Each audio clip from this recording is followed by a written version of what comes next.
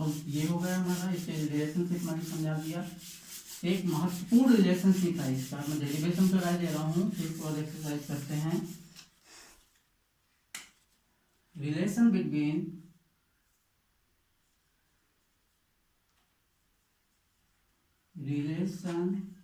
Between direction cosine and direction ratio.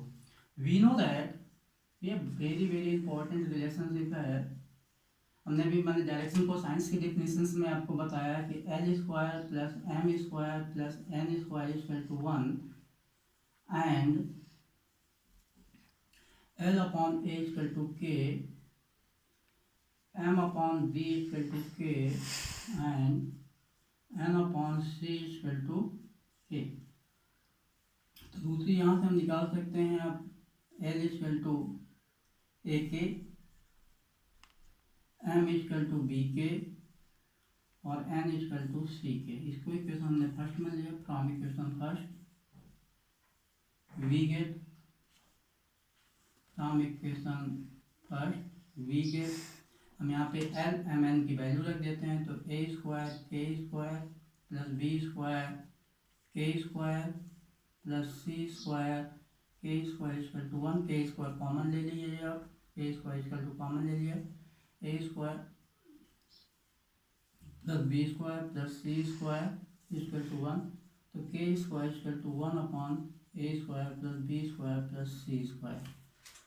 तो k की जो वैल्यू आ जाएगी हमारे पास वो आ जाएगी plus minus 1 upon under root ए square plus B square plus सी स्क्वायर।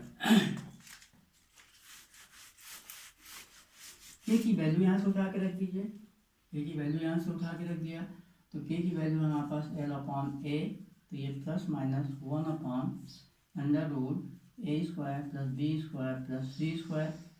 यहाँ से l हमें डायरेक्शन रेशियो और डायरेक्शन कोसाइन में रिलेशनशिप देखना है, तो यहाँ से हमें एल की जो वैल्यू मिल रही वो प्लस माइनस ए अपॉन अंडर रूट ए square plus B square plus सी स्क्वायर।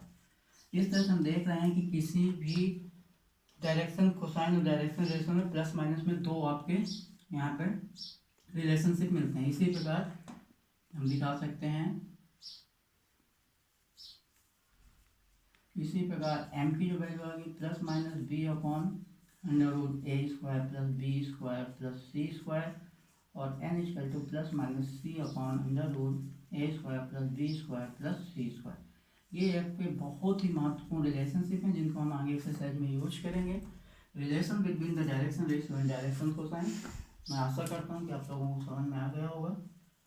कम टू पॉइंट अब एक्सरसाइज में चलते हैं। वैसे भी हमारा सिलेबस काफ़ी धीमा है, तो एक्सरसाइज आपकी होगी 11.2 समथिंग शायद।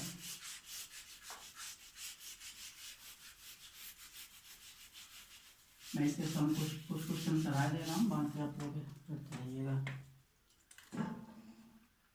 और एक चीज़ आपको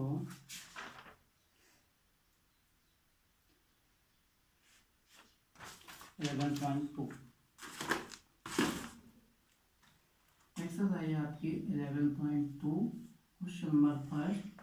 क्वेश्चन आपका कह रहा है यदि किसी रेखा खंड के द्विकोणपात, किसी रेखा के डायरेक्शन अनुपात मतलब डायरेक्शन रेशियो दिए गए हैं आपके 1, -2, 2।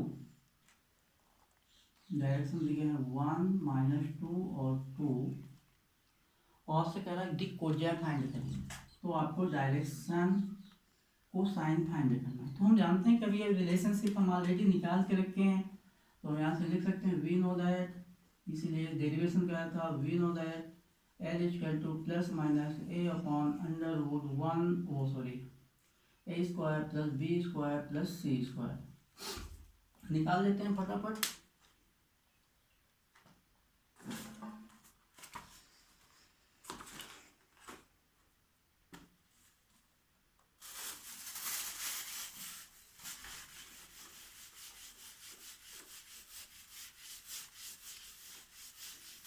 तो यहाँ से आपके ए और बी की वैल्यू ऑलरेडी शो कर रहा है, मैं और भी नोट करता हूँ। ए बी की वैल्यू आपके पास -2 और सी की वैल्यू है आपके पास 2। L equal to plus minus A की value 1 upon under root A का 1 का स्क्वायर प्लस -2 का स्क्वायर प्लस 2 का स्क्वायर तो equal plus minus 1 upon under root 1 का स्क्वायर हम जानते हैं 1 होगा, -2 का स्क्वायर प्लस 4 तो ये आपका l equal to 1 upon under root 9 तो एल इक्वल टू आपके पास 1/3 प्लस माइनस में ये निकल आया। और हम इसी तरह m और n की वैल्यू निकाल लेंगे। तो इसी प्रकार m equal to plus minus आपकी आइडेंटिटी a की जगह यहाँ पे b हो जाएगा, b की वैल्यू -2 है तो -2 इसका कैलकुलेशन वही आपका 3 आना है तो आप 3 लिख देंगे। n इक्वल टू आपके पास c की वैल्यू 2 हो जाएगी 2 और इसका कैलकुलेशन 3 आना प्लस माइनस तो ये आपके पास LMN डायरेक्शन कोसाइंस फाइंड हो गया। नेक्स्ट क्वेश्चन हम एक सॉल्व कर लेते हैं इस एक्सरसाइज का।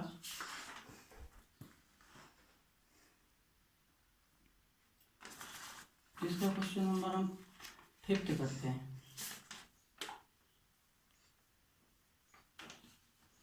क्वेश्चन नंबर 5 अच्छा क्वेश्चन दिख रहा है, इसको सॉल्व कर देते हैं।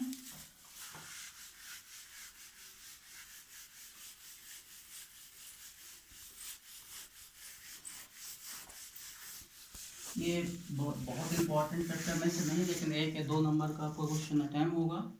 क्वेश्चन नंबर 5 है। क्वेश्चन नंबर 5 कह रहा है कि ये बिंदु ए के डायरेक्शन, बिंदु ए के कोऑर्डिनेट, बिंदु ए के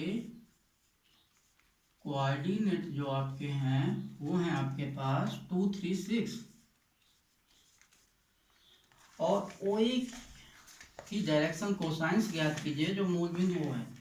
और हमें डायरेक्शन कोसाइन फाइंड करना है किसकी, ओ ए की, ओ ए की। और ओ क्या है आपका, मूल बिंदु है, मूल बिंदु है। तो मैंने आपको एक चीज नहीं बताई कि ये आपके पास 2 बिंदु हैं, आप एक आइडेंटिटी लिख लीजिएगा। नोट मान लीजिए किसी 2 बिंदु हैं आपके पास, यहाँ पे कोई बिंदु ए है, ये कोई बिंदु मान लीजिए ये ओ है और ये आपके पास ए है। ए के कोऑर्डिनेट आपके x1 y1 z1 हो और ये आपका x2 y2 और z2 है। तो ये जिस रेखा के हमें डायरेक्शन रेशियो निकालना हो, डायरेक्शन रेशियो, तो आइडेंटिटी आपके पास हो जाएगी x2 minus x1 y2 minus y1 z2 minus z1। तो यहाँ पे कोई रेखा ओ ए है, ओ यहाँ पे मूल बिंदु है, तो मूल बिंदु मतलब ये आपका क्या हो जाएगा 0, 0, 0। कोई बिंदु ए है जो इसके कोऑर्डिनेट हो जाएंगे 2, 3, 6। जो पहले आप डायरेक्शन रेशियो निकालते हैं, देयरफॉर डायरेक्शन रेशियो निकालना है तो आपका 2 माइनस 0, 3 माइनस 0, 6 माइनस 0। तो डायरेक्शन रेशियो आपके पास निकला है 2, 3, 6। और आपको क्या निकालना है, डायरेक्शन कोसाइन। डायरेक्शन कोसाइन के लिए ऑलरेडी हमने आइडेंटिटी पढ़ा, we know that l equal to plus minus A upon under root A square plus B square plus C square. तो एल इक्वल टू ए की वैल्यू यहाँ से 2 है आपके पास, 2 अंडर रूट 2 का स्क्वायर 4, 3 का स्क्वायर 6 वो 9 सॉरी और 6 का स्क्वायर 36। तो ये आपका 49 प्लस माइनस 2 अपॉन रूट 49 तो प्लस माइनस 2/7। इसी प्रकार एल की वैल्यू निकालने चलेंगे, एम की प्लस माइनस, इसमें बी की वैल्यू 3 है तो ये कैलकुलेशन वही आएगा 7, एन की वैल्यू 6 अपॉन प्लस माइनस 3। बस ये आपके पास सॉरी ये 7 है और ये भी 7 है। ये क्वेश्चन नंबर 5 का पेरेंट टाइम होगा। ये चीज को ध्यान रखिएगा, यदि किसी दो बिंदु के हमें डायरेक्शन रेशियो निकालने हो तो x2 - x1 y2 - y1 z2 - z1 होते हैं। और इस एक्सरसाइज के कुछ क्वेश्चन देख लें। क्वेश्चन नंबर 6 अपना खुद कर लेना। क्वेश्चन नंबर 7 में करा दे रहा हूँ। क्वेश्चन नंबर 7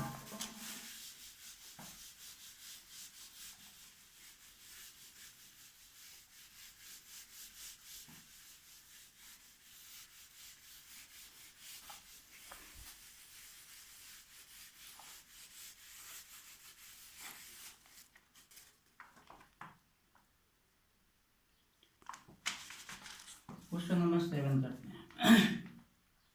ये कह रहा है कि कोई रेखा एक्स अक्ष और वाई अक्ष से क्रमशः इतने इतने कोण बनाती है। तो यहाँ से आपके पास क्वेश्चन नंबर 7 है, एक्स अक्ष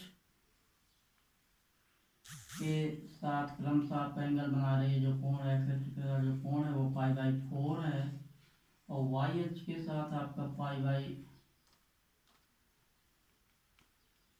है और हमें जेड अक्ष के साथ जो कोण है वो निकालना। तो बाई डेफिनेशन हम डायरेक्शन कोसाइंस की जानते हैं कि ये कोई डायरेक्शन कोसाइन की डेफिनेशन से हमें फिगर थोड़ा सा यहाँ पे मैं फिगर ड्रा कर दूँ। तो ये कोई रेखा एक्स अक्ष के साथ वाई अक्ष के साथ और जेड अक्ष के साथ कोई कोण बनाते हैं तो क्या कहते हैं, वो डायरेक्शन कोसाइंस कहलाते हैं। ये हम इसको ऑलरेडी डेफिनेशन से जानते हैं। तो हम यह दूसरे शब्दों में ये लिख दूँ कि cos alpha equal to π/3, sorry π/4 था ये, नहीं π/4 ही है, π/4 या cos alpha equal to cos π/4। तो अल्फा इक्वल टू आपका π/4 यहाँ से मिल जाएगा और cos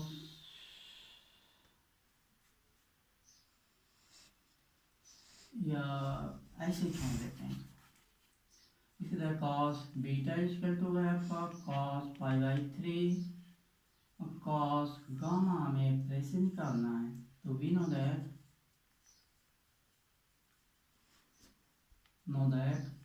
cos square alpha plus cos square beta plus cos square gamma equal to 1। तो cos स्क्वायर अल्फा की जो वैल्यू है वो आपकी cos square π/4 plus cos square π/3 plus cos square gamma equal to 1।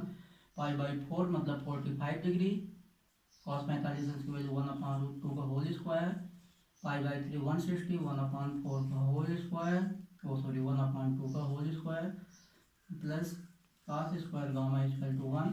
तो ये 1/2 plus 1/4 plus cos square gamma equal to 1। तो cos square alpha equal to gamma equal to 1 minus 1/2 plus 1/4। तो 1/2 plus 1/4 मतलब एलसीएम हो जाएगा 4 और ये हो जाएगा 2 प्लस 1 मतलब 3/4। तो ये हो जाएगा 1 माइनस 3/4। तो ये मतलब ये एलसीएम लेके 1/4। तो ये आपका cos square gamma equal to 1/4। तो cos गामा इक्वल टू 1/2। तो जो गामा की जो वैल्यू आ जाएगी 1/2 मतलब cos alpha equal to plus minus cos π/3। तो गामा की वैल्यू आ गई आपकी प्लस माइनस π/3। ये आंसर एक्स अक्ष के साथ ये π/3 का एंगल बनाएगा। ये एक्सरसाइज आपकी खत्म और न्यू टॉपिक होगा हमारा जो अब हम नेक्स्ट वीडियो में पढ़ेंगे, सरल रेखा।